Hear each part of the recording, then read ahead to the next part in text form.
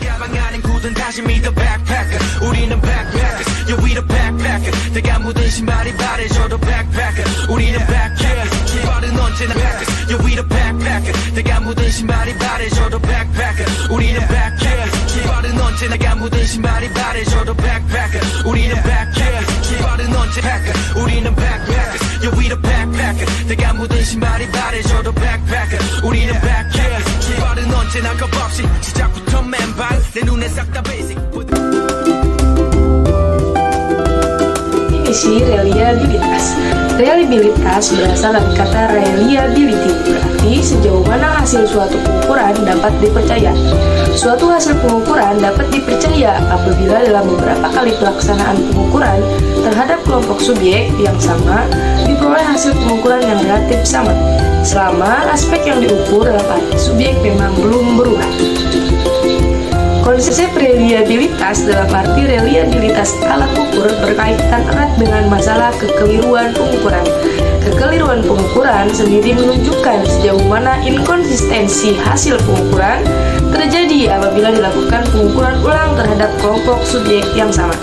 Sedangkan konsep reliabilitas dalam arti reliabilitas hasil ukur berkaitan erat dengan kekeliruan dalam pengambilan sampel yang mengacu pada inkonsistensi hasil ukur apabila pengukuran dilakukan ulang pada kelompok yang berbeda. Kemudian pentingnya reliabilitas dalam penelitian. Yang pertama itu ada kredibilitas data. Data yang dihasilkan dari instrumen yang reliable memberikan kepercayaan kepada peneliti dan pembaca tentang validitas hasil penelitian. Jika hasil pengukuran tidak konsisten, maka data tersebut dapat dipertanyakan dan dianggap tidak valid. Kemudian yang kedua yaitu replikasi penelitian. Penelitian yang memiliki instrumen yang reliable dapat direplikasi oleh peneliti lain. Replikasi adalah bagian penting dari proses ilmiah karena memungkinkan verifikasi dan pengujian ulang hasil penelitian. Jika instrumen tidak reliable, hasil yang diperoleh mungkin tidak dapat diulang, yang mengurangi kepercayaan terhadap temuan tersebut. Kemudian yang ketiga yakni pengambilan keputusan yang tepat. Dalam konteks bisnis, kebijakan publik, atau bidang lainnya, keputusan yang diambil berdasarkan data yang tidak reliable dapat berakibat fatal. Reliabilitas memastikan bahwa keputusan yang diambil didasarkan pada informasi yang akurat dan konsisten. Kemudian yang keempat yaitu pengembangan teori. Reliabilitas juga berperan dalam pengembangan teori. Teori yang dibangun berdasarkan data yang tidak konsisten atau tidak dapat diandalkan dapat menghasilkan kesimpulan yang salah. Kemudian yang kelima yakni mengurangi bias. Instrumen yang memiliki reliabilitas tinggi dapat membantu mengurangi bias dalam pengukuran. Baiklah, yang selanjutnya di sini saya akan menjelaskan jenis-jenis reliabilitas dan metode pengukurannya. Yang pertama ada reliabilitas internal. Reliabilitas internal adalah ukuran konsistensi dalam instrumen pengukuran itu sendiri. Ini menunjukkan sejauh mana item-item dalam suatu kuesioner atau tes saling berkorelasi dan mengukur konsep yang sama. Reliabilitas internal penting untuk memastikan bahwa semua item dalam instrumen memberikan hasil yang serupa dan dapat diandalkan. Adapun metode pengukurannya yaitu ada Cronquist alpha. Metode pengukuran ini adalah metode pengukuran konsistensi internal dari item-item dalam instrumen. Nilai alpha berkisar antara 0 hingga 1 dengan nilai di atas 0,7 dianggap baik. Ini menunjukkan sejauh mana item-item dalam instrumen saling berkorelasi. Metode selanjutnya yaitu split half reliability, yang dimana instrumen dibagi menjadi dua bagian, misalnya item genap dan item ganjil, dan hasil dari kedua bagian itu dibandingkan. Korelasi antara kedua bagian menunjukkan konsistensi internal. Dan metode yang selanjutnya yang terakhir yaitu ada item total correlation. Metode ini adalah metode untuk mengukur korelasi antara setiap item dengan total skor dari semua item lainnya. Item yang memiliki korelasi rendah dengan total skor mungkin perlu direvisi atau dihapus. Yang selanjutnya yaitu bagian kedua, ada reliabilitas eksternal. Reliabilitas eksternal adalah ukuran konsistensi hasil pengukuran dari waktu ke waktu. Ini menunjukkan sejauh mana hasil yang diperoleh dari instrumen pengukuran tetap stabil ketika diulang pada waktu yang berbeda atau dalam kondisi yang berbeda. Reliabilitas eksternal penting untuk memastikan bahwa hasil penelitian tidak dipengaruhi oleh faktor-faktor situasional atau faktor waktu. Adapun metode pengukurannya yaitu ada test retest reliability. Metode ini untuk mengukur konsistensi hasil dengan melakukan pengukuran yang sama pada dua waktu yang berbeda. Korelasi antara hasil dari kedua pengukuran menunjukkan stabilitas instrumen. Metode yang selanjutnya yaitu adalah parallel form reliability. Metode ini menggunakan dua bentuk berbeda dari instrumen yang dirancang untuk mengukur hal yang sama. Hasil dari kedua bentuk tersebut dibandingkan untuk menentukan sejauh mana mereka saling berkorelasi. Yang selanjutnya yaitu bagian ketiga, ada reliabilitas antar penilai atau inter-rater reliability. Inter-rater reliability adalah ukuran sejauh mana dua atau lebih penilai memberikan hasil yang konsisten ketika menilai hal yang sama. Ini penting dalam penelitian yang melibatkan penilaian subjektif, di mana hasil penelitian dapat bervariasi tergantung pada siapa yang melakukan penilaian.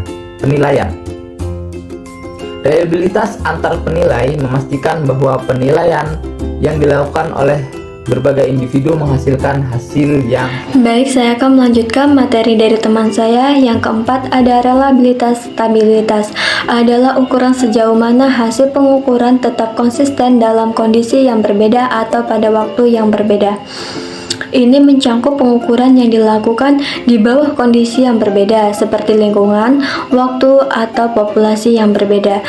Reliabilitas stabilitas penting untuk memastikan bahwa hasil peneliti tidak dipengaruhi oleh faktor-faktor situasional yang dapat mengubah hasil pengukuran. Metode pengukurannya yaitu test rate reliability. Ini juga digunakan untuk mengukur stabilitas hasil dari waktu ke waktu. Peneliti melakukan pengukuran yang sama pada dua waktu yang berbeda dan menghitung korelasi antara hasilnya. Yang kelima ada reliabilitas alternatif, adalah ukuran konsisten hasil atau dua bentuk berbeda dari instrumen yang dirancang untuk mengukur hal yang sama. Metode ini digunakan untuk memastikan bahwa dua variasi dan instrumen memberikan hasil yang serupa, sehingga peneliti dapat yakin bahwa instrumen tersebut dapat diandalkan dalam berbagai bentuknya. Metode pengukurannya yaitu parallel form reliability. Metode ini juga digunakan untuk mengukur reliabilitas alternatif, di mana dua bentuk berbeda dan instrumen yang dirancang untuk mengukur hal yang sama dibandingkan untuk menentukan konsistensi hasil. Jadi kesimpulannya, reliabilitas merupakan aspek krusial dalam peneliti yang berkaitan dengan konsistensi dan keandalan instrumen pengukuran. Instrumen yang reliable mampu memberikan hasil yang konsisten ketika digunakan berulang kali dalam kondisi yang sama maupun berbeda, sehingga data yang diperoleh dapat dipercaya dan mendukung validitas peneliti.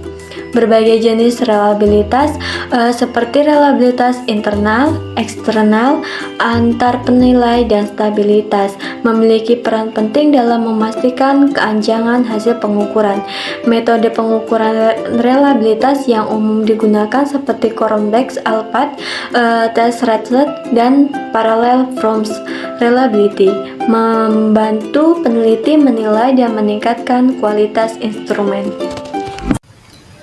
Baik, teman-teman, di sini saya akan mencontohkan cara uji reliabilitas di aplikasi SPSS, yang dimana uji reliabilitas digunakan untuk keandalan sesuatu instrumen penelitian. Suatu kuesioner dikatakan andal jika jawaban seseorang terhadap pertanyaan adalah konsisten atau stabil dari waktu ke waktu. Pada uji reliabilitas ini data dikatakan reliable jika memenuhi persyaratan, yaitu nilai Cronbach's alpha harus lebih besar dari 0,6. Nah, jika sudah memenuhi persyaratan ini, maka data kita sudah bisa disebut reliable. Kemudian untuk menguji reliabilitas ini, kita memerlukan aplikasi SPSS tentunya. Di sini saya menggunakan SPSS 25 dan kemudian kita perlu data untuk kita uji. Di sini saya menggunakan data mentah yang sudah saya buat. Di sini ada 15 total responden dan 10 butir soal dengan nilai seperti yang kita lihat, ada 4, 3 dan sebagainya. Dan total ada yang 36, 30 dan seterusnya. Baik teman-teman, langkah pertama kita buka APK SPSS-nya dan kita buka bagian data view ya teman-teman. Kemudian kita input data mentahnya dengan cara Ctrl plus C yang kemudian kita tempel di SPSS-nya. Nah, di sini datanya sudah masuk dan di sini masih menggunakan angka desimal ya, dan namanya pun masih variabel 1 dan seterusnya. Untuk mengubahnya kita klik variabel view. Kemudian kita klik bagian name dan Ctrl plus F. Nah, kemudian kita ganti bagian replace-nya. Kemudian di kolom find kita ganti menjadi var 000 bagian replace. Which kita ganti jadi huruf B ya. Artinya itu butir soal. Kita klik replace all dan close. Nah, di sini sudah berubah ya. Jadi butir 1 sampai 11. Bagian butir 11 kita ganti menjadi total. Karena itu memang total nilai dari butir 2 tadi. Butir-butir tadi. Kemudian kita ganti angka desimalnya menjadi 0 semua ya, biar lebih gampang membaca angka-angkanya nanti. Kita balik lagi ke data view. Nah, di sini angka-angkanya udah nggak ada desimalnya ya. Sekarang kita uji reliabelnya. Yang pertama kita klik analis, kemudian kita cari scale, kita klik dan kita klik pada reliability analysis. Nah, di sini kita pindahkan butir soalnya ke kolom sebelahnya. Namun tolong diperhatikan teman-teman, jika diuji reliabilitas bagian total kita jangan dipindahkan juga. Jadi hanya bagian butir-butir soal saja. Cara cepatnya kita klik Ctrl plus A, kemudian kita scroll ke bawah. Nah, di sini totalnya keblok.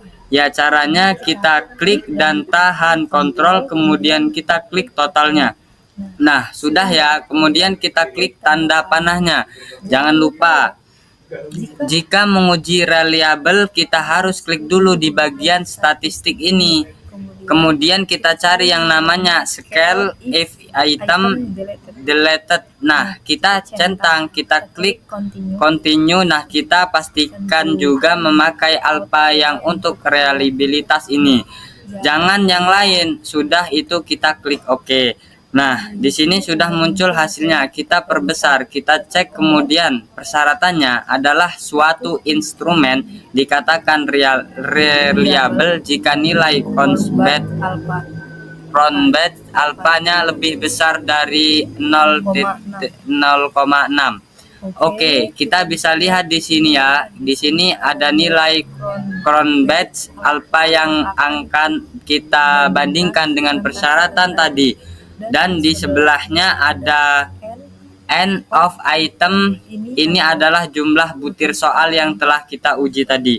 Nah, di sini nilai Cronbach's alpha-nya adalah 0,870, nah 0,870 ini sudah dipastikan lebih besar daripada 0,660. Yang berarti data yang kita buat ini telah bisa dikatakan reliable. Dengan demikian kita sudah menyelesaikan uji reliabilitas dengan aplikasi SPSS. Sekian dan terima kasih.